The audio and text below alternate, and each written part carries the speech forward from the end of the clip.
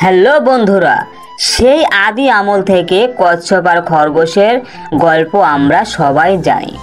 কিন্তু মজার বিষয় হলো আমরা প্রথম অধ্যায়টাই বেশি শুনেছি, কিন্তু এই গল্পের আরও 3টি অধ্যায় আছে যা হয়তো আমরা কেউ শুনেছি, কেউ হয়তো শুনিনি। প্রথম অধ্যায়, এই গল্পে খরগোশ ঘুমিয়ে যায় আর কচ্ছপ জিতে যায়। প্রথমবার হেরে যাওয়ার পর খরগোশ বিশ্লেষণ করে দেখলো তার পরাজয়ের মূল কারণ অতিরিক্ত আত্মবিশ্বাস। তার মানে অতি আত্মবিশ্বাস যে কারোর জন্যই ক্ষতিকর। আর কচ্ছপ বুঝলো লেগে থাকলে সাফল্য আসবেই।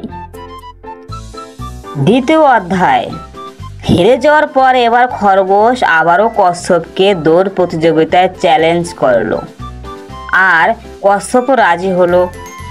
এবার খরগোশ না ঘুমিয়ে দৌড় শেষ করলো এবং জয় হলো। খরগোশ বুঝলো মন দিয়ে নিজের সামর্থ্যের পুরোটা দিয়ে কাজ করলে দ্রুত সফল হওয়া যায়। আর কচ্ছপ বুঝলো ধীর স্থিরভাবে চলা ভালো, তবে কাজে উপযুক্ত গতি না থাকলে প্রতিযোগিতামূলক পরিবেশে জয় হওয়া অসম্ভব। তৃতীয় অধ্যায়, কচ্ছপ এবার খরগোশকে আরেকবার দৌড় প্রতিযোগিতার আমন্ত্রণ জানালো। খরগোশও নির্দ্বিধায় রাজি হয়ে গেল। তখন কচ্ছপ বলল, একই রাস্তায় আমরা 2বার দৌড়েছি, এবার অন্য রাস্তায় হোক।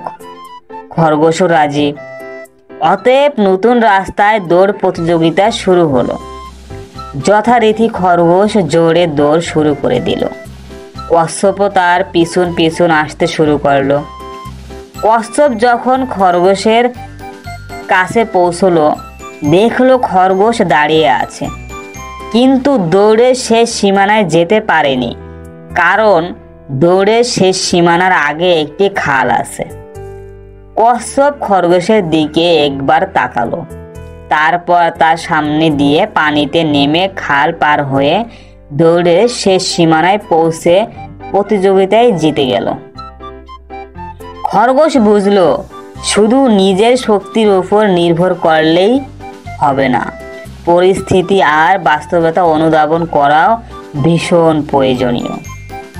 আর কচ্ছপ বুঝলো প্রথমে প্রতিযোগিতার দুর্বলতা খুঁজে বের করতে হবে, তারপর সেই অনুযায়ী পরিকল্পনা করতে হবে, তাহলেই প্রতিযোগিতায় জিতে যাওয়া সম্ভব।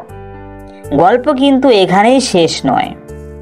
চতুর্থ অধ্যায়, এবার খরগোশ কচ্ছপকে আরেকটি দৌড় প্রতিযোগিতার জন্য আহ্বান জানালো, এই একই রাস্তায়। কচ্ছপও রাজি, কিন্তু এবার তারা ঠিক করলো প্রতিযোগী হিসেবে নয়, বরং এবারের দৌড়টা তারা দৌড়াবে সহযোগী হিসেবে। শুরু হলো প্রতিযোগিতা। খরগোশ কচ্ছপকে পিঠে তুলে দৌড়ে খালের সামনে নিয়ে থামলো।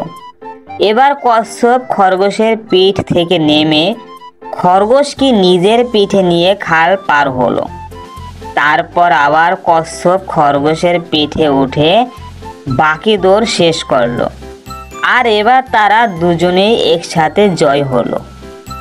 হ্যালো বন্ধুরা, এই গল্পের মাধ্যমে আমরা শিখলাম ব্যক্তিগত দক্ষতা থাকা খুবই ভালো, কিন্তু দলবদ্ধ হয়ে একে অপরের দক্ষতাকে কাজে লাগাতে পারলেই আসে সত্যিকারের সাফল্য, যেখানে সবাই বিজয়ের হাসি হাসতে পারে।